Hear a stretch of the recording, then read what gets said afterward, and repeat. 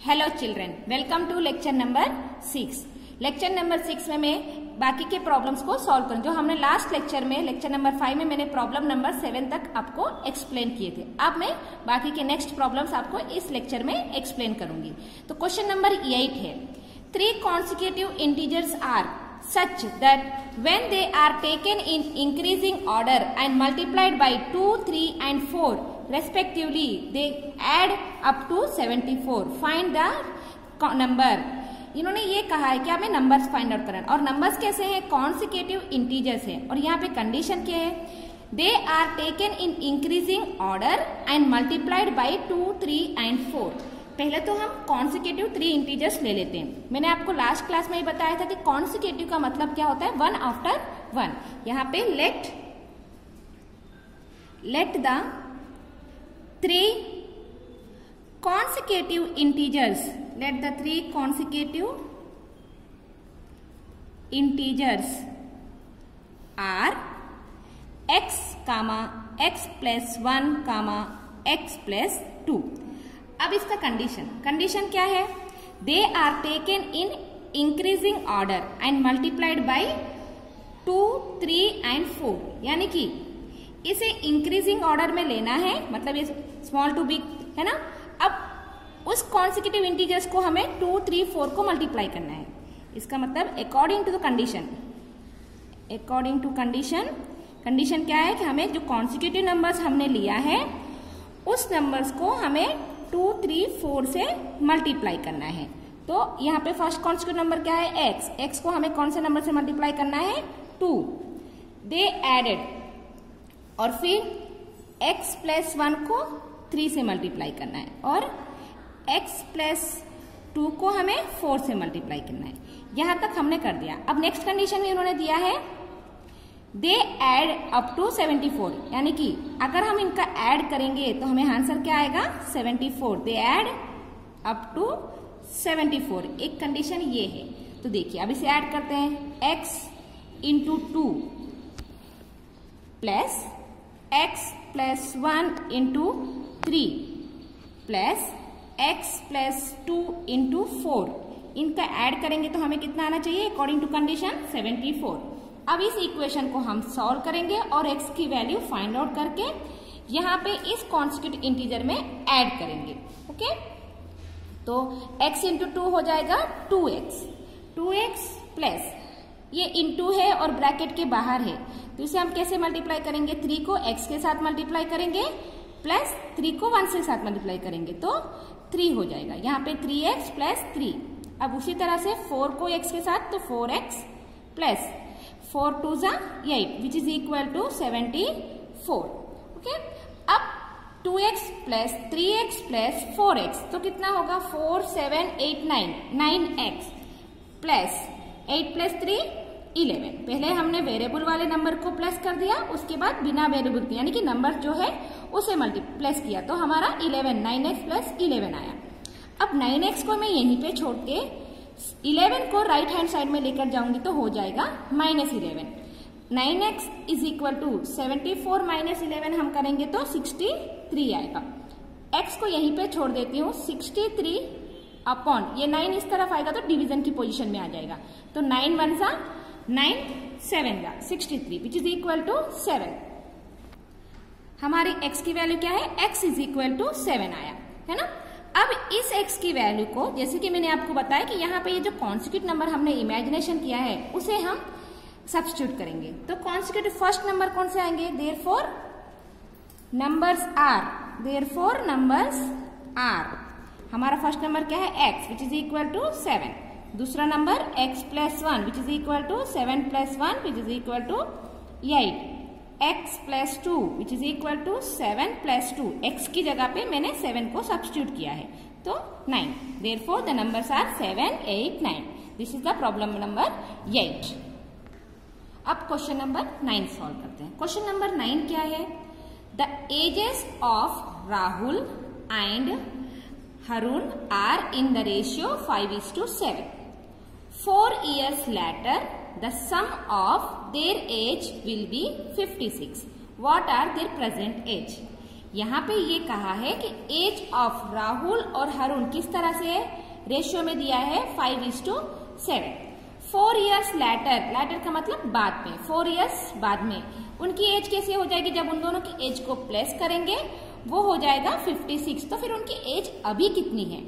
Okay, 4 years के बाद उनकी एज की प्लेस करेंगे तो 56 आता है, तो प्रेजेंट एज उनकी कितनी है? तो हम इसे क्या करते हैं, कंडीशन क्या दिया है, द एजेस ऑफ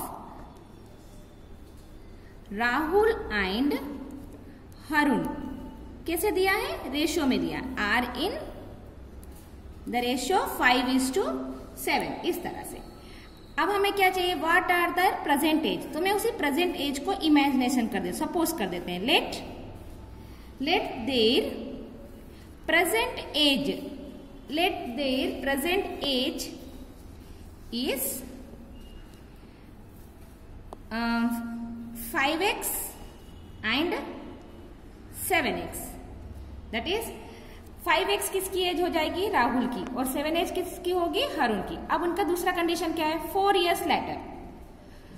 मैंने आपको पहले ही बताया था कि अगर हमें रेशियो में दिया होता है तो उस रेशियो को सेपरेट करने के लिए हमें 5x और 7 हम वेरिएबल x को यूज करके उस रेशियो को सेपरेट कर सकते हैं। ओके, अब दूसरा कंडीशन क्या है, 4 years लेटर, यानी कि 4 years के बाद क्या होगा, 4 years बाद मतलब इसकी एज, अभी जो प्रेजेंट एज कितनी है 5x, तो राहुल की प्रेजेंट एज अगर अभी 5x है तो 4 years लेटर कितनी हो जाएगी, Rahul as is 5x plus 4, इसको 4 हम प्लस कर देंगे, और हरुण की एज अभी कितनी है 7x है, तो 4 years के बाद उसकी कितनी एज हो जाएगी, इसे हम प्लस 4 करेंगे तो 7x प्लस 4 है ना। अब ये यहां तक हमने कंडीशन कंप्लीट किया। अब यहाँ पे देखो, और नेक्स्ट कंडीशन क्या है, the sum of their ages will be 56। दूसरा कंडीशन क्या है, sum of their ages will be 56 years. 56 years करके बोला है, मतलब अगर हम इन दोनों की एज को प्लेस करेंगे तो हमें 56 ईयर्स आएगा। तो 5x plus 4 plus 7x plus 4 is equal to 56। अब इस एक्सप्रेशन को हम सॉल्व करेंगे और x की वैल्यू को फाइंड आउट करेंगे। तो देखिए 5x प्लस 7x कितना होगा, 12x, 4 प्लस 4 कितना होगा, 8, यानी कि 56 विच इज इक्वल टू, अब मैं 12x को यहीं पे छोड़ के x को अगर राइट हैंड साइड में लेकर आ जाऊं 8 को, तो क्या हो जाएगा, -8 हो जाएगा। 12x is equal to 56 minus 8 करेंगे तो 48 आएगा। x is equal to 48 upon 12। x जब मल्टीप्लीकेशन से डिवीजन में हो जाएगा, तो अब यहाँ पे 12 1 जा 12 4 जा 48, तो x इज इक्वल टू 48 आया। अब इस एज को हमें कहाँ सब्स्टिट्यूट करना है, प्रेजेंट एज। हमारी प्रेजेंट एज क्या है, 5x 7x। देयरफॉर हमें क्या फाइंड आउट करना था, their present age find out करनी थी, इसलिए therefore Rahul present age is 5x। x की जगह पे हम क्या सब्स्टिट्यूट करेंगे, 4, तो 5 into 4 which is equal to 20 years. उसी तरह से Harun present age is 7x। यहाँ पे 7x है तो हम 7x लेंगे विच इज 7 into 4, हमें x की वैल्यू 4 सब्स्टिट्यूट करना है, तो 7x4 प्लस 28 ईयर्स। ये है उन दोनों की एज, प्रेजेंट एज। अभी अगर उसकी 20 ईयर्स है और हरुण की 28 ईयर्स है। This is the problem number 9। Next question number 10। Question number 10 देखिए, the number of boys and girls in a class are in the ratio 7:5। यहाँ पे फिर से हमें रेशियो में दिया है, गर्ल्स और बॉयज और गर्ल्स की रेशियो कैसी है, 7:5। The number of boys is 8 more than the number of girls. और एक कंडीशन ये क्या है कि क्लास में जो बॉयज हैं गर्ल्स से 8 मेंबर्स ज्यादा है, मोर देन मतलब प्लस, है ना। What is the total class strength, ये कह रहा है कि क्लास में पूरी स्ट्रेंथ कितनी है। तो पहले हमें ये पता लगाना पड़ेगा कि एक्चुअली क्लास में गर्ल्स और बॉयज कितने हैं। अगर गर्ल्स और बॉयज की स्ट्रेंथ अगर हमें पता चल जाएगी तो हम टोटल स्ट्रेंथ बता सकते हैं, है ना। तो हम क्या करेंगे, कंडीशन क्या दिया है, given number of boys and girls, number of boys and girls in a class are 7:5. Okay, that is, इससे मतलब क्या कहते हैं, नंबर ऑफ, हम रेशियो को सेपरेट कर देते हैं. Number of girls boys, number of boys are 7x. हमें यहाँ पे क्वेश्चन में पहले बॉयज दिया है तो हमें यहाँ पे 7 जो है बॉयज को ही रिप्रेजेंट करना है. अगर आप इसे गर्ल्स और उसमें बॉयज कर देंगे तो आपका आंसर में रॉन्ग होगा. Number of boys are 7x. Next, इसी से number of girls are 5x. अब दूसरा कंडीशन क्या है हमारा, दूसरा कंडीशन ये है कि बॉयज गर्ल्स से 8 ज्यादा है ना. दूसरा कंडीशन क्या है, number of boys is 8 more than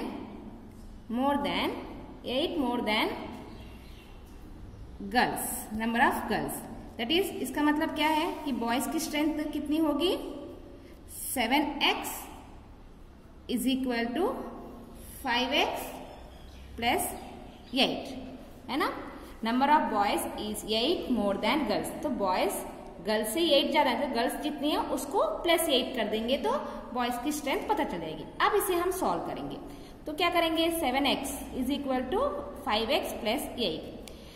5x को अगर मैं लेफ्ट हैंड साइड में भेज दूं तो -x हो जाएगा, minus 5x which is equal to 8. 7x minus 5x is equal to 2x which is equal to 8. So x को यहीं पे छोड़ देती हूँ तो क्या होगा, 8/2. 2 1 जा 2 4 जा, x इज इक्वल टू 4. ये मैंने सॉल्व कर दिया. अब यहां से हम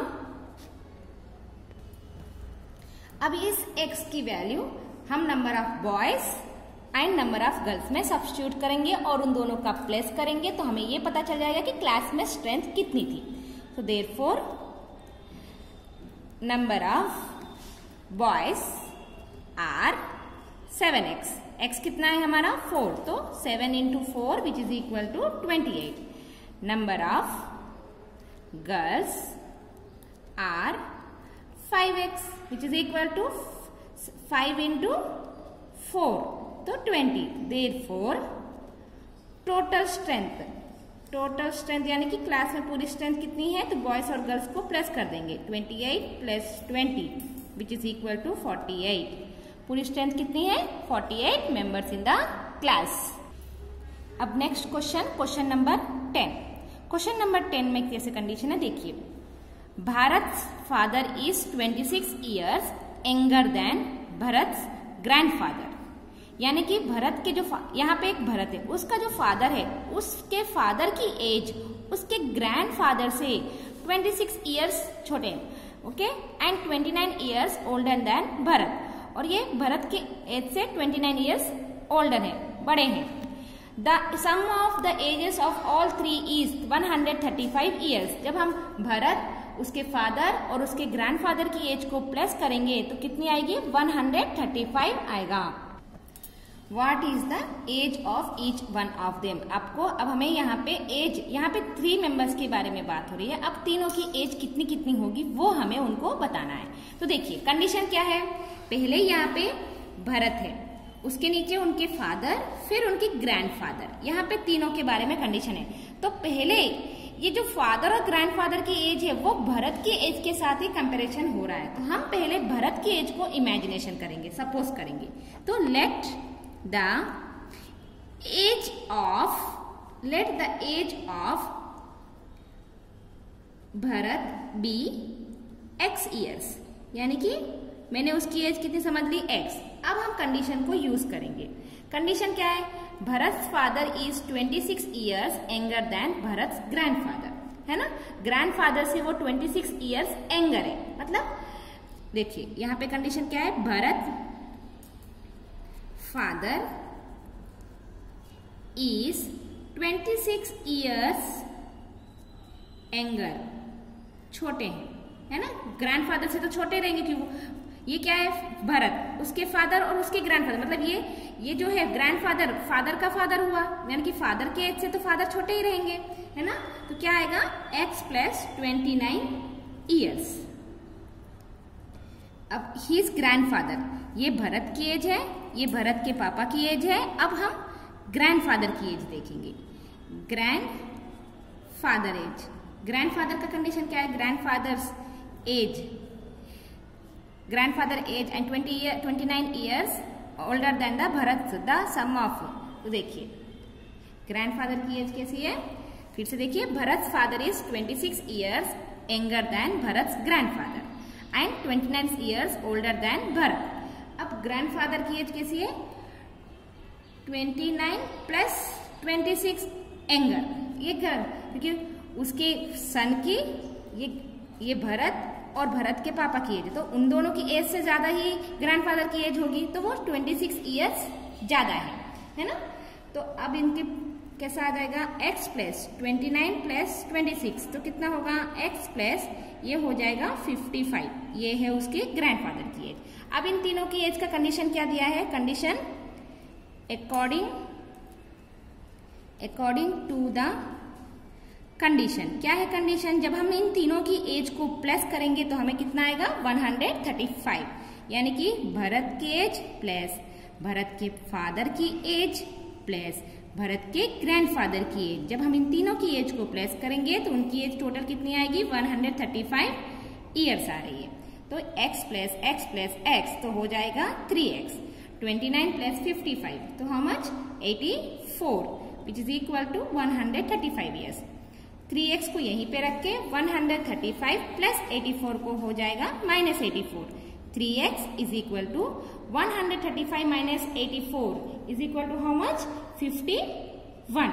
तो x is equal to 51 upon 3, ये 3 नीचे आ जाएगा क्योंकि वो मल्टीप्लीकेशन की पोजीशन में है। तो 3 1 जा हाउ मच 3 1 जा 3, 2 रिमेन्स 3 7 जा हो जाएगा 17।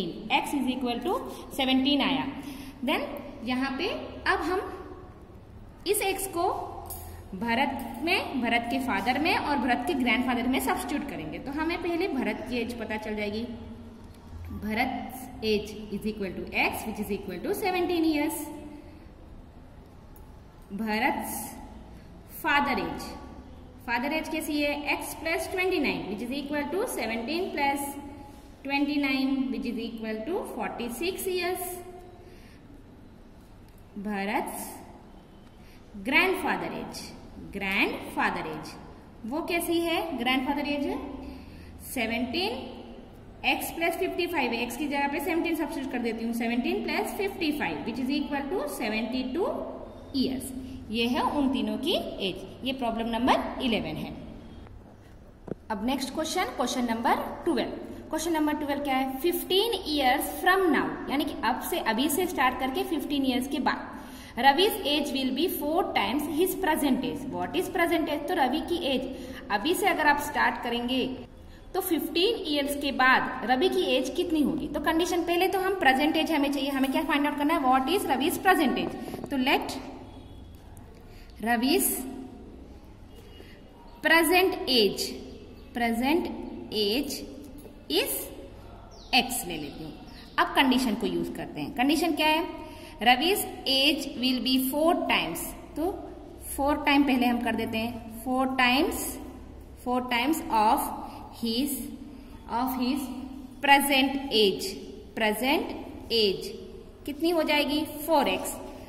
अब नेक्स्ट कंडीशन क्या है, 15 ईयर्स फ्रॉम नाउ, तो 15 ईयर्स के बाद, यानी कि 15 ईयर्स फ्रॉम नाउ, तो क्या हो जाएगा, that is 4x plus 15 years from now, तो क्या होगा x प्लस 15, है ना। तो अकॉर्डिंग टू कंडीशन, ये क्या देखो कंडीशन क्या है, 15 ईयर्स फ्रॉम नाउ मतलब अभी एज x है तो 15 ईयर्स के बाद x प्लस 15 हो जाएगी, विल बी 4 टाइम्स, तो उसकी एज कितनी हो जाएगी 4 times of the present age. मतलब अकॉर्डिंग टू कंडीशन ये कह रहा है कि अगर अभी 15 ईयर्स के बाद देखोगे उसकी एज 4 टाइम्स ज्यादा हो जाएगी अकॉर्डिंग टू कंडीशन। तो क्या आएगा x plus 15 is equal to 4x। देखिए रवि की एज अभी कितनी है x, 15 ईयर्स के बाद कितनी हो जाएगी x प्लस 15। तो ये कह रहा है कि रवि 15 ईयर्स के बाद रवि की एज 4 टाइम्स हो जाएगी, तो x plus 15 is equal to 4x। तो x मैं यहाँ पे 4x को इस तरफ लेकर माइनस x को इस तरफ भेज दूंगी, तो 4x minus x which is equal to 15। तो 3x is equal to 15, x is equal to 15 upon 3, 3 1 जा 3 5 जा, तो x की वैल्यू कितनी आई 5। Therefore हमें क्या चाहिए था present age, therefore present age of Ravi कितनी है 5 years। This is the question number 12, ये क्वेश्चन नंबर 12 है। Next question number 13। Question number 13 क्या दिया है, a rational number is such that when you multiply it by 5/2 and add 2/3 to the product you get 7/12। what is the number। यहाँ पे क्या कहा है, एक नंबर है जो अगर आप उस नंबर को 5/2 से मल्टीप्लाई करने के बाद उसी नंबर को अगर आप 2/3 को ऐड करेंगे तो आपको आंसर कितना आएगा 7/12। उस कंडीशन को यूज करके आपको बताना है कि ये नंबर है कितना। तो लेट हम पहले नंबर को ही इमेजिनेशन कर देते हैं। Let the number is x। अब हम कंडीशन को यूज करते हैं। फर्स्ट कंडीशन क्या है, यू मल्टीप्लाई इट बाई 5/2। तो मल्टीप्लाई द नंबर, हम नंबर को किससे मल्टीप्लाई करेंगे बाय 5/2। तो कैसे आ जाएगा x इंटू 5/2 इस कंडीशन के अकॉर्डिंग से। फिर दूसरा कंडीशन क्या है, and add 2/3 to the product. मतलब अब हमें जो प्रोडक्ट आया, जो ये वाला आया, उसको हमें 2/3 को ऐड करना है। Add 2/3 to x into 5/2। तो कितना आएगा x इंटू 5/2 प्लस 2/3। जब आपको ये ऐड करेंगे तो आपको यू गेट 7/12। इन्होंने क्या कहा, जब आप इसे ऐड करेंगे, इसे सॉल्व करेंगे तो आपका आंसर कितना आएगा 7/12। तो वही कंडीशन हम ले लेते हैं। सो कंडीशन यू गेट 7/12। इसका मतलब क्या होगा, विच इम्प्लाइज जो हमें प्रोडक्ट है 5 into x into 5/2 plus 2/3 which is equal to हमें कितना आएगा 7/12। अब इसे हम सॉल्व करेंगे तो पहले मैं इसे मल्टीप्लाई कर दूंगी, तो क्या आएगा 5x/2 plus 3/2 2/3 which is equal to 7/12। पहले इस फ्रैक्शन को 2/3 को मैं राइट हैंड साइड ले जाऊंगी, तो 5x/2 को यहीं पे छोड़ के 7/12 माइनस 2/3। अब देखिए जब इस फ्रैक्शन का सबट्रैक्शन अगर आपको करना है तो डिनोमिनेटर को इक्वल करना पड़ेगा। इसके लिए आपको एलसीएम निकालनी पड़ेगी। अगर आप एलसीएम निकालेंगे 12 और 3 का, तो आपको एलसीएम कितना आएगा 3 4 जा 3 1 जा, तो 4, यानी कि एलसीएम आएगा 12, है ना। एलसीएम 12 आएगा तो हम 5x को ऐसे ही लिख देते हैं 7। इसका डिनोमिनेटर पहले से ही 12 है। अब इसके डिनोमिनेटर को 12 करने के लिए आपको 4 से मल्टीप्लाई करना पड़ेगा, तो हो जाएगा 2 4 जा 12।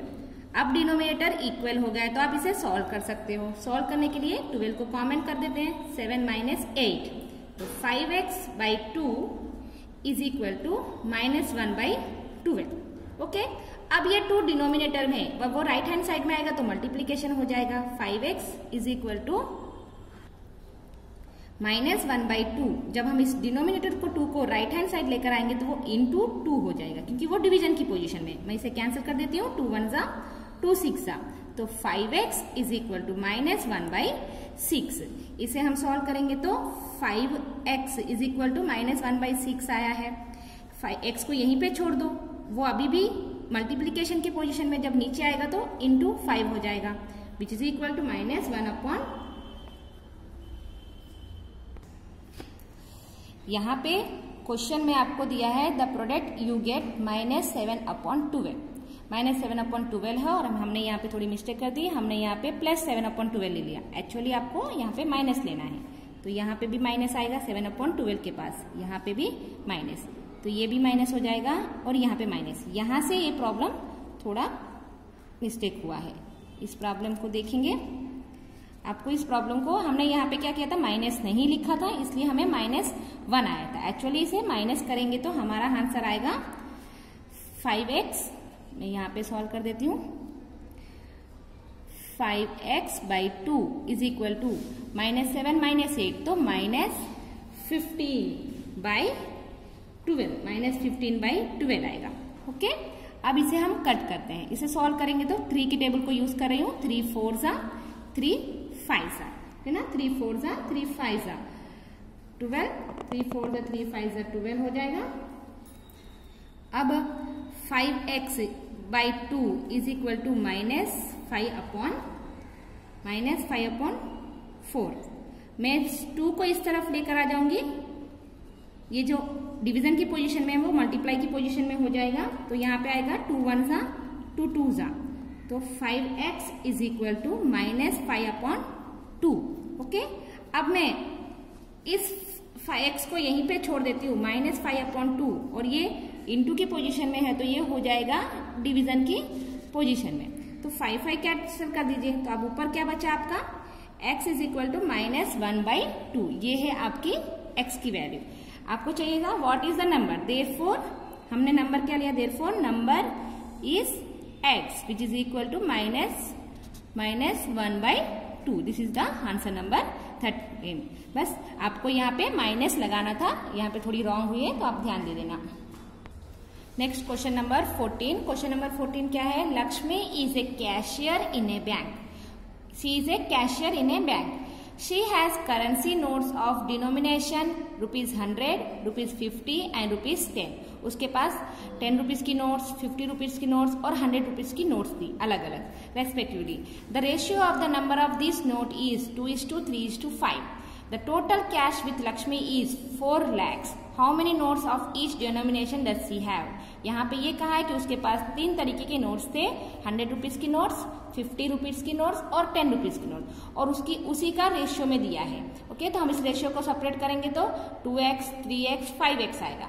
अब इन्होंने ये कहा है कि जब आप इस रुपीज को प्लेस करेंगे तो उसके पास पूरे 4 lakhs रुपीज हैं। अब आपको ये बताना है कि इस 4 lakhs रुपीज में उसके पास कितने 100 रुपीज की नोट्स हैं, कितने 50 रुपीज की नोट्स हैं और कितनी 10 रुपीज की नोट्स हैं। तो पहले कंडीशन उन्होंने जो रेशियो दिया है वो हम लेंगे।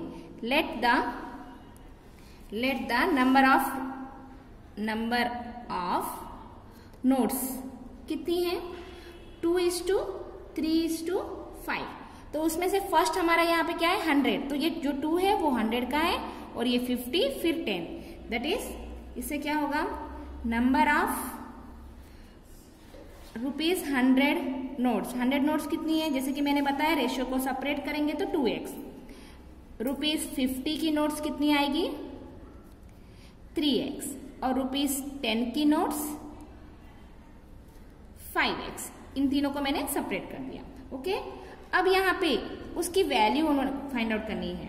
ओके ना, वैल्यू क्या है, जब आप ये नोट्स है, ये 100 2x है, 3x है, 100x, 50 की नोट्स, 100 की नोट और 10 नोट्स, उसकी वैल्यू हमें मतलब 2x इंटू 100 होगा, 3x इंटू 50, ये 100 की वैल्यू, 50 की वैल्यू और 10 की वैल्यू, उसे हमें मल्टीप्लाई करना है। तो वैल्यूज ऑफ ₹100 नोट्स कितनी है, 2x into 100 which is equal to 200x। और उसी तरह से 50 रुपीज की नोट्स की वैल्यू कितनी होगी, 3x into 50 which is equal to 150x। और उस तरह से 10 रुपीज की नोट्स की वैल्यू कितनी होगी, 5x into 10 which is equal to 50x। Okay, total cash उसके पास कितना है, टोटल कैश कितना था, 4 lakhs। तो टोटल कैश इज 4 lakhs। जब आप इन तीनों को प्लेस करेंगे तो आपको कितना आना चाहिए, 4 lakhs। 200x plus 150x plus 50x is equal to 4 lakhs। 4 lakhs। अब हम जब इसे ऐड करेंगे 200x plus 150x plus 50x, तो पूरा कितना होगा, 200 प्लस 150 350, 300 प्लस 50 तो हो जाएगा 400x। और हमारी टोटल कैश कितनी है, 4 lakhs है। 4 lakhs टोटल कैश हमारी है। ओके, अब हम क्या करेंगे, इस x को यहीं पे छोड़ के 4 lakhs यानी कि 4 lakhs अपॉन 400, तो 2 0 कैंसिल हो जाएगा। x इज इक्वल टू 430, ये है x की वैल्यू। अब इस x की वैल्यू को मैं यहाँ पे सब्स्टिट्यूट करूंगी तो मुझे पता चल जाएगा कि उसके पास कितने 100, 50s और 10s की नोट्स हैं। देयरफॉर 100 रुपीज नोट्स कितनी थी हमारे पास 2x, which is equal to 2 into x की वैल्यू कितनी आई 4000, तो 2 इंटू 4 हो जाएगा 8000 नोट्स। और 50 रुपीज नोट्स कितनी होगी 50 rupees notes is equal to 3x, which is equal to 3 into 1000, which is equal to 3000। और 10 रुपीज की नोट्स कितनी है 5x, which is equal to 5 into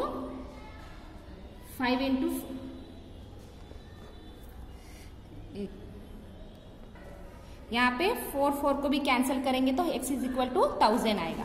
तो यहाँ पे कैसे आएगा 2x into 1000 which is equal to 2000 notes, और ये 1000 तो यहाँ पे 3000, 5 इंटू 1000 हो जाएगा 5000 नोट्स। तो हमारे पास 100 रुपीज की नोट्स कितनी है 2000, 50 रुपीज की नोट्स 3000 और 10 रुपीज की नोट्स 5000। ये है प्रॉब्लम नंबर 14। अब आपको प्रॉब्लम नंबर 15 एंड 16 अपने आप से सॉल्व करना है। Thank you. I hope you have understood the lecture.